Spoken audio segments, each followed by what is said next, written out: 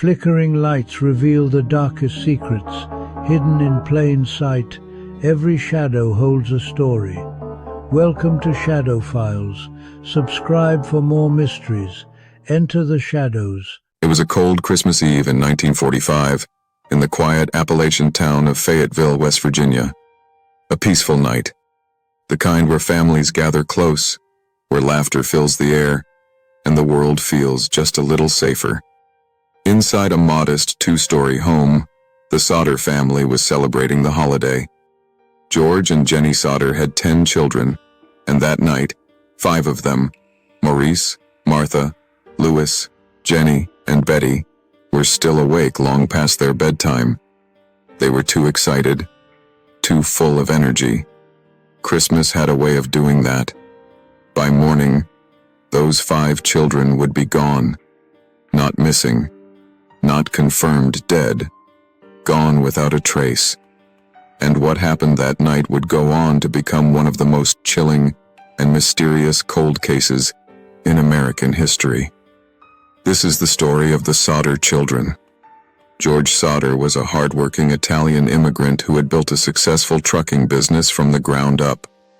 He was known in town as a strong-willed man, outspoken, especially about politics. He wasn't afraid to share his opinions, and not everyone appreciated that. Still, the Sodder family lived a relatively normal life. Their home sat slightly elevated above the road, with a clear view of the surrounding hills. It was sturdy, reliable, or at least it seemed that way. On the night of December 24th, the family settled in. Around 10 p.m., most of the children went to bed, but 5 of them begged to stay up just a little longer. Jenny agreed, as long as they finished their chores and locked up before heading to sleep. That would be the last time anyone in the family would see them. At 12:30 a.m., Jenny was jolted awake by the ringing of the phone.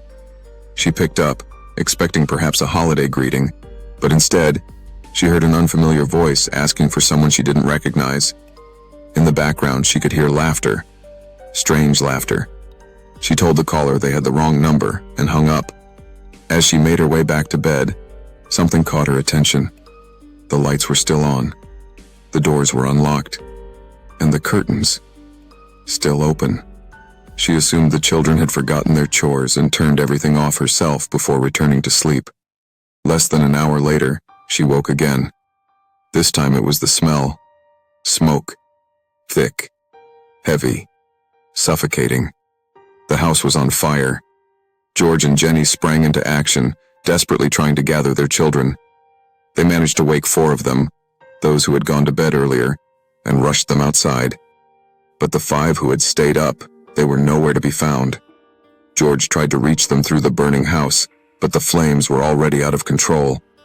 He ran outside, screaming their names, his voice swallowed by the roar of the fire.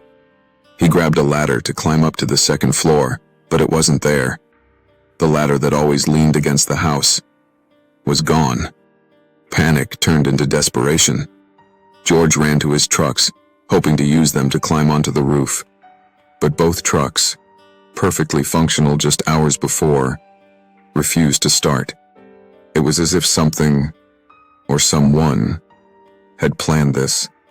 The fire consumed the house in less than 45 minutes. By the time help arrived, it was too late. The official investigation concluded that the 5 children had died in the fire. Case closed. But George and Jenny refused to accept it, because something didn't add up. Not even close. For one, no human remains were ever found. Let that sink in. A house fire intense enough to completely destroy 5 bodies should still leave behind bones, fragments, teeth, something. But investigators found nothing.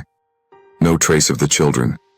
Even more disturbing, the fire itself seemed unusual. A telephone repairman later examined the house and revealed that the phone line had not burned. It had been cut.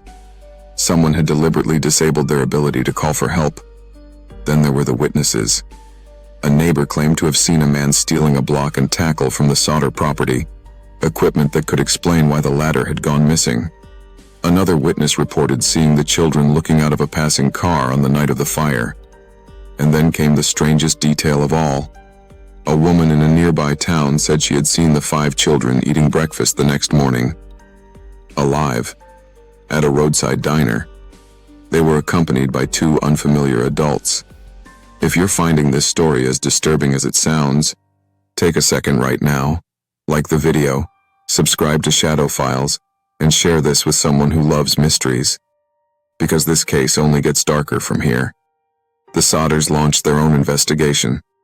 They dug through the ashes themselves and found something shocking. Household items that should have been destroyed were still intact.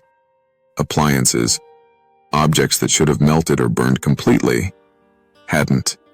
A pathologist later suggested that if bodies had been present, at least some bone fragments would have been recovered. Their absence raised serious questions about the official conclusion. George began to suspect foul play, and he had reasons. Months before the fire, a life insurance salesman had visited the Sodder home. When George declined his offer, the man reportedly became angry and warned him that his house would go up in smoke and his children would be destroyed. Then there was George's outspoken criticism of Mussolini. Some believe that tensions within the Italian immigrant community might have led to retaliation. Was this revenge, or something else entirely? Theories began to emerge. The first theory is the most straightforward. The children died in the fire, and their remains were simply destroyed beyond recognition. But experts argue this is highly unlikely. Even in extreme fires, bones don't just vanish. The second theory suggests kidnapping, that the fire was a cover. The cut phone line, the missing ladder, the disabled trucks, the reported sightings of the children afterward. It all points to a carefully orchestrated plan. But who would take them? And why?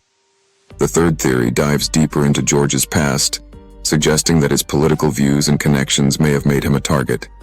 Some believe the children were taken by members of the Italian mafia or political operatives seeking revenge. And then there's the fourth theory, the one that keeps people up at night, that the children survived and were raised under entirely different identities. Years after the fire, the Sodders received a mysterious photograph in the mail. It showed a young man who looked strikingly similar to their son Louis. On the back, a message read, "Louis Sodder, I love brother Frankie. Lil boys. A90132 or 35. No return address. No explanation. Just a haunting possibility." The family erected a billboard along Route 16 with the faces of the 5 missing children, offering a reward for information.